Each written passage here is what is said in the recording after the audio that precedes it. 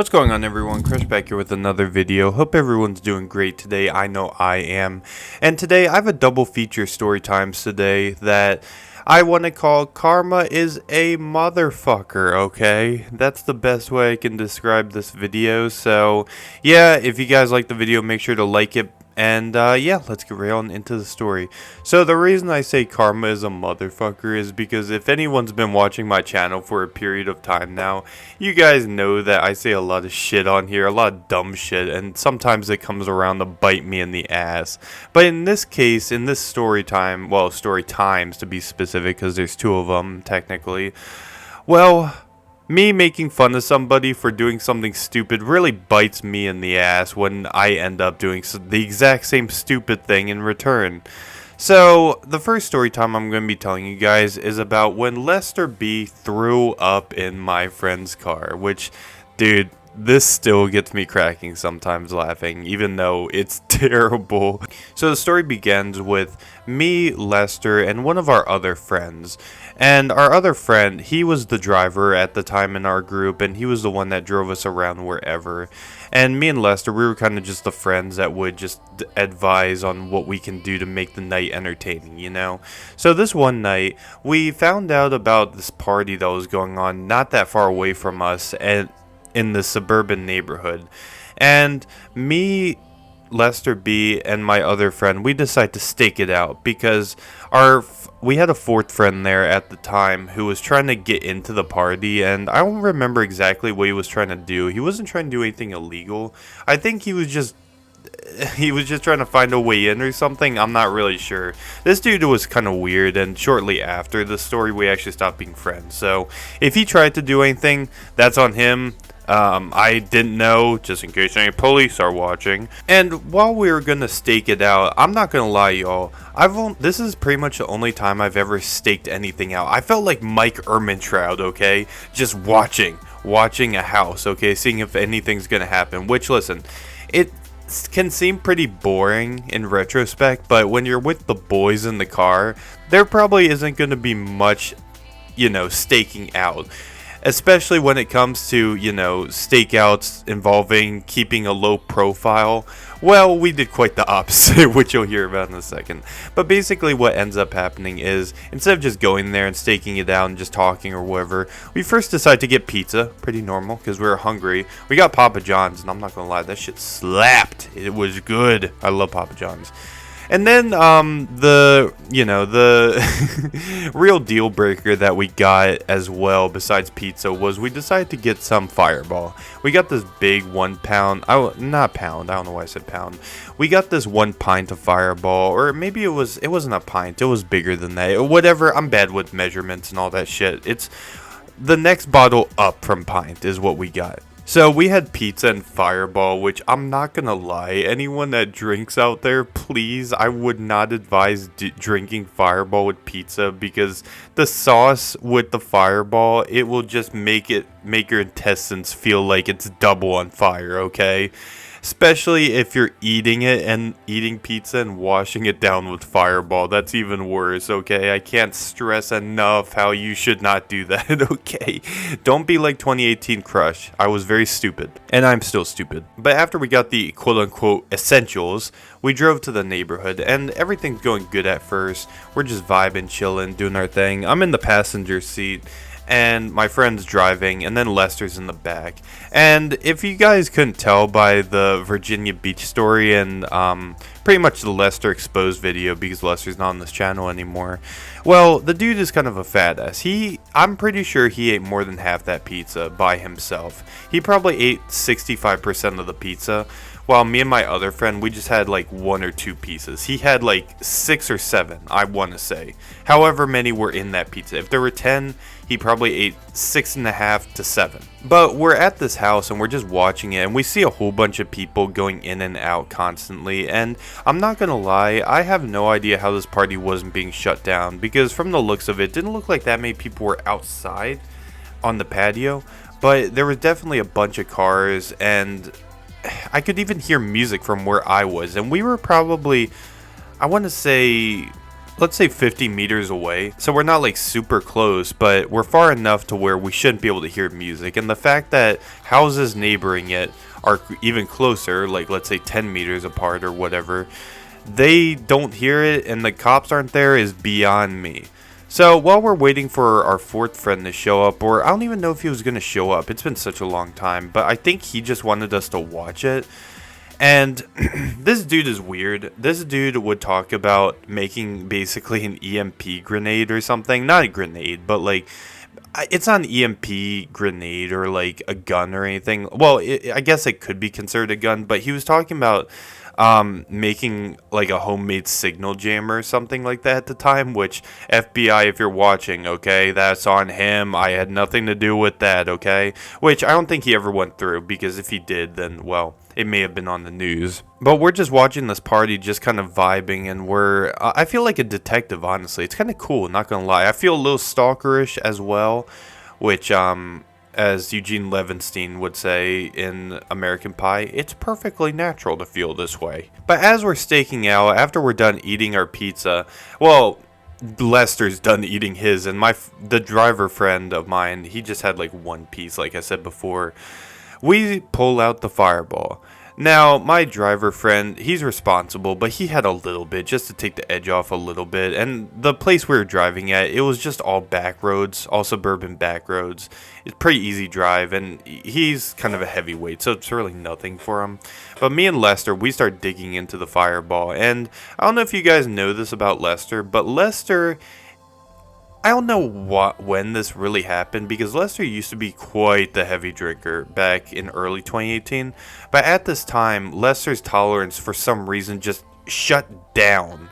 And it's not because he stopped drinking or anything like that. I mean, he may have chilled out a little bit, but I don't know what happened with him. For some reason, every time this dude has a beer, like, I'm not even kidding, there's been times where he's had one beer, or just took a sip of it, and then thrown up. Which, I don't know if that's a medical issue. I don't know if, this was caused by drinking too much and it just popped up or whatever. But regardless, he throws up a lot usually when he drinks. And I've told him before when we were still friends, I told him, go see a doctor, dude, because you don't know. There could be something wrong with you. But he never listens, and that's on him, whatever happens because of it. But getting back into the story, though, he's drinking the fireball, too, and he has kind of a delay response with, like, throwing up. He drinks it, and then, like, he can be good for 10 minutes, maybe an hour, and then throws up. But at the time, this was real early in that stage of his life where he just can't drink alcohol. So after he's done drinking it, I take a turn, and I drink it, and then, bro, has anyone ever just started laughing and then choke on water and you're trying to breathe? Like, I felt like George Floyd trying to drink that fireball, I'm not gonna lie. And I know that's super edgy. He's a George Floyd. Whatever, I don't care. Get over it at this point. But I was drinking the fireball, and then I don't know what Lester or my driver friend said, but it just got me cracked up, and I started choking on the fireball, bruh. So imagine let's imagine you choking on water first and foremost. It already sucks, okay? And water's pretty much flavorless. But fireball is beyond flavorless. You feel the spiciness with every drop. So I just had this burning feeling in my throat, and I was just trying to swallow it, and I was trying to get down, and eventually I got down. I felt like I was underwater for a second. It was kind of bad. And after that happened, my friends were like, hey, you good? And I'm like, yeah, I'm good. I just kind of choked. Yeah. And, and I'm pretty sure they gave me a little bit of a weird look. They're like, huh? And then I'm like, all right, whatever. Never mind, forget about it. So a little bit more time passes. We're just staking it out. And then Lester, he pretty much pulls a Spider-Man from Infinity War. Instead of saying Mr. Stark, he says, hey, Tim and driver friend, because I'm not saying my driver's friend's real name because I don't want to even give out that. He's like, I don't feel so good. And we're like, huh? You don't feel so good? You good? What's wrong? Like, you need to use the bathroom? And he's like, no, I don't feel so good. And then after he said that, I shit you not, I just hear like, well, I mean, I already told you guys, he threw up. And bro, like, look, whatever he has, I hope he gets resolved eventually. And I can kind of make fun of him that night because I know he was fine. But it was hilarious. And let me tell you guys why it was hilarious, okay? Because it's one thing throwing up, but it's another thing throwing up in your friend's car. And it's a whole nother thing when you are able to open the door, but you still throw up in the car anyway. So he opens the door, but I don't know why. He had the clear shot, dude. You don't need to be LeBron James to throw up outside the car when the door's open. Somehow Lester still manages to puke half inside the car while the other half is outside the car. And dude, after that happened, like, I made sure he was okay. But dude, I could not having the biggest grin ever on my face, and I was laughing. And not because he was throwing up, but because my other friend who was driving the car, he starts freaking out. He's like, dude, this is my dad's car. Which, oh no, not your dad's car. Not your dad's car, no. I'm making fun of him, but like, I mean, dude, if I did that to my parents' car, they would kick the shit out of me. They would go full Karate Kid on my ass.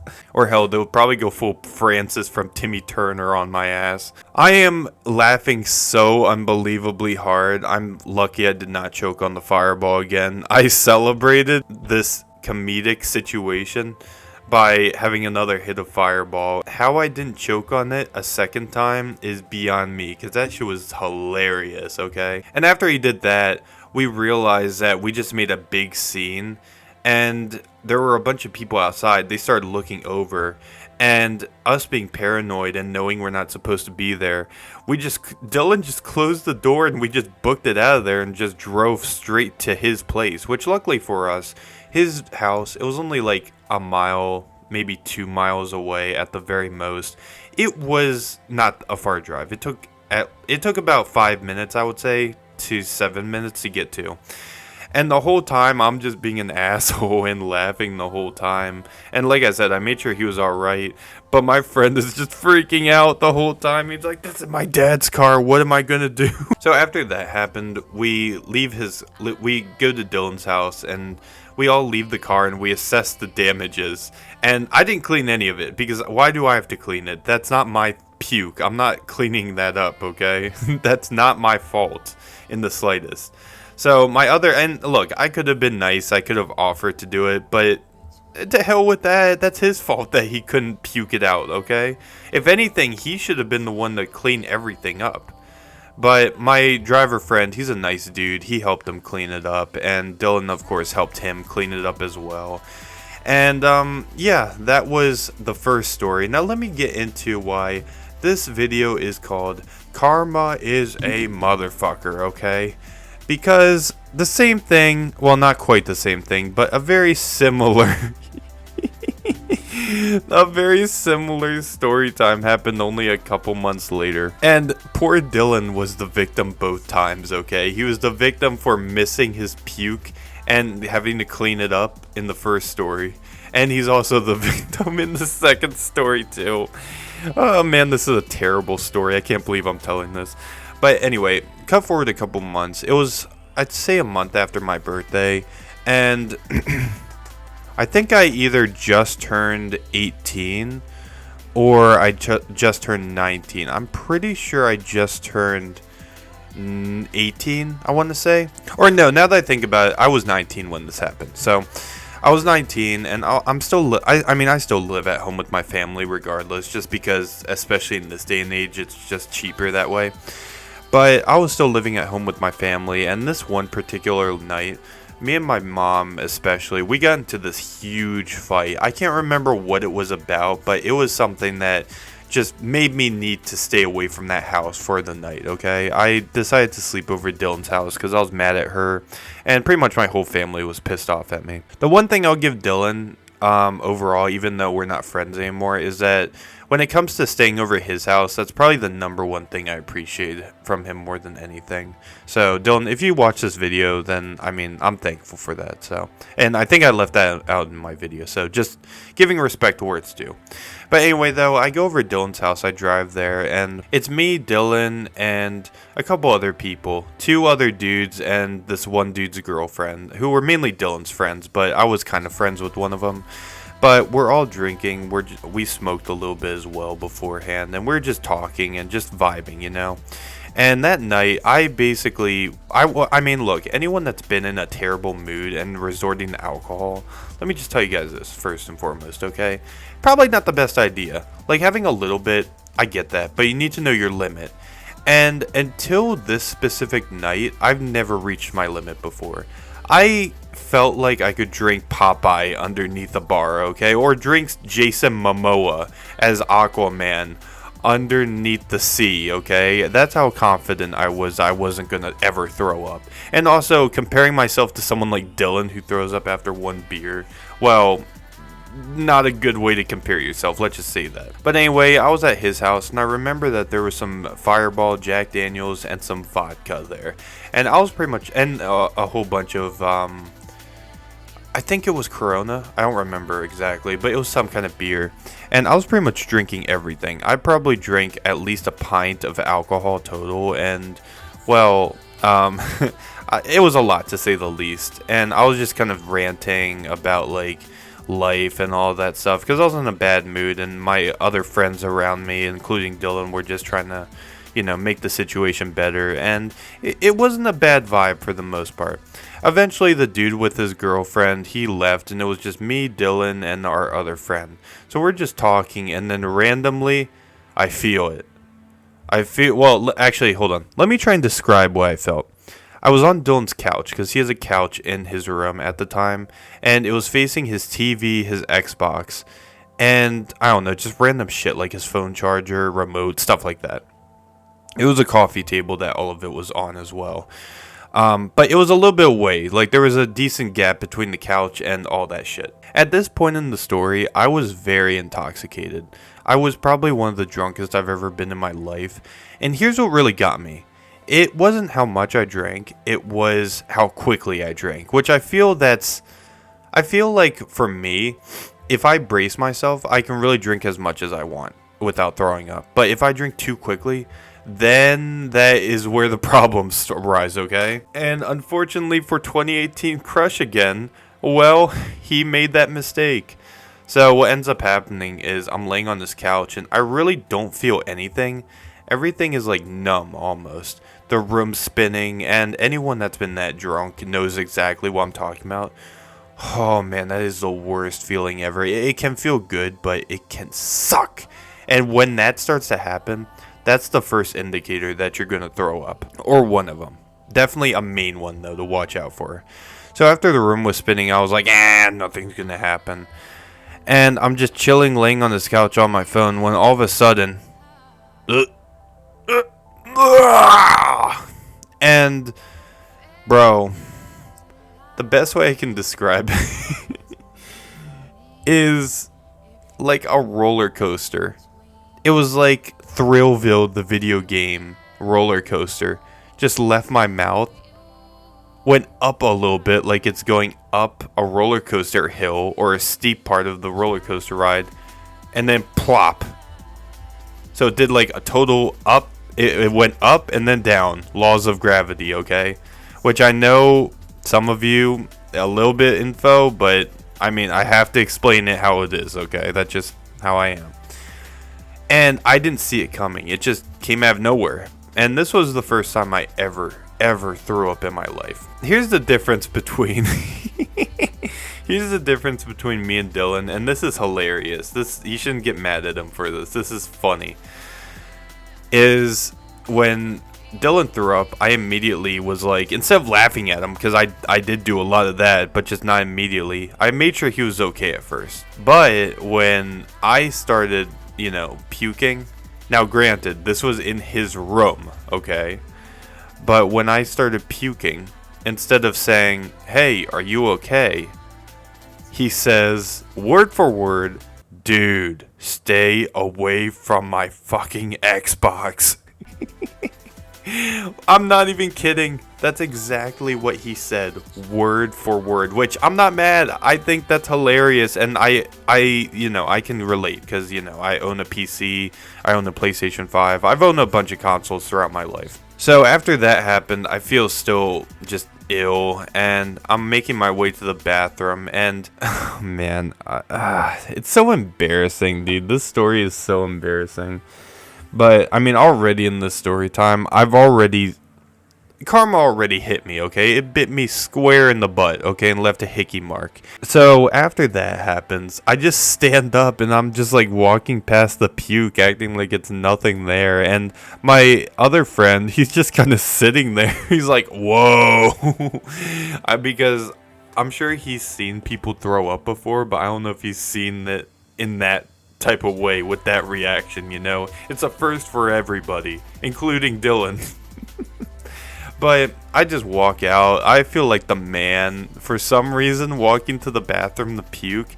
And Dylan's parents are outside the bathroom. And they ask, hey, is everything going okay in there? I think I just heard something. And I'm like, hey, okay. And then give like the Trump thumbs up. Which, I'm just going to take it up with myself by saying I was drunk, heavily drunk, okay? Because it was clearly not okay in there, and I'm pretty sure that, they saw exactly what happened and heard the whole conversation, considering they were right outside the room. And I'm pretty sure if they were to walk in, they would have seen Dylan and my other friends' petrified faces after what happened. But, oh man, this is so embarrassing. But after I went into the bathroom, I started puking a little bit more, and then everything went black. Basically, I pulled an Elvis Presley, and I passed out on the toilet. Okay, hold on. I just realized how that sounded. Just to make it clear, I did not have my pants down, okay? We need to make that clear right now, okay? The way I was in the bathroom was, I was like on my hands and knees, which again doesn't sound good, but this is just how the story goes.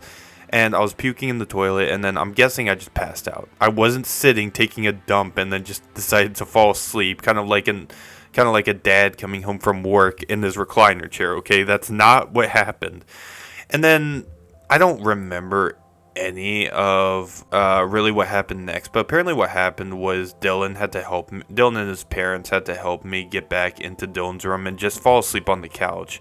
And then after that happened, Dylan and his parents cleaned up my puke and then made sure I was good. And apparently something else that happened was I brought a pair of clean clothes as well, in case, I were to pour liquor on myself. And for some reason, when I was drunk, I put them in the sink and turned the sink on, I guess. I don't know why I did that, but it just happened somehow. I don't know. Maybe Thanos snapped the sink on or something. I don't know. But I woke up with the worst hangover of my life, and Dylan pretty much told me what happened. I felt so bad. I apologize so much. I apologized probably over a dozen times since that incident happened, and would tell him constantly. I feel so embarrassed, and he told me it was all good and that his mom actually was happy doing it, because I'm not going to say exactly what happened with his mom because that's personal. But I guess we could just chalk it up to saying that his mom was going through a depression and feeling like, I guess, a mom again. Kind of snapped her at that. I'll just leave it at that, okay? And Dylan was trying to convince me that it was not a good thing, of course, but it wasn't as bad as what I was making it out to be, I guess. And I think the worst part about this whole story is that all my clothes in general, it was either wearing really dirty, smelly throw-up clothes or wearing really wet clothes. So I ended up having to wear a spare pair of Dylan's clothes, man. And I wore Raven's pants and I wore just a random shirt. And what's even worse is that my dad that day picked me up and he saw me just walking out with Raven's sweatpants, or more like pajama pants, and just a random t-shirt. And he's like, huh? And I'm like, yeah, I kind of spilled water on my stuff. And he kind of just chalked up to that, which technically it was telling the truth. I wasn't lying. Yeah, I guess the whole lesson with this story is you are never off the table. God will find a way to shit on you if you shit on other people, I guess. Even though it feels worth it. I don't really know what else to say, but yeah, lesson learned, I guess. Not really, I'd still do this all the time. Anyway though, hope you guys enjoyed that double feature story time.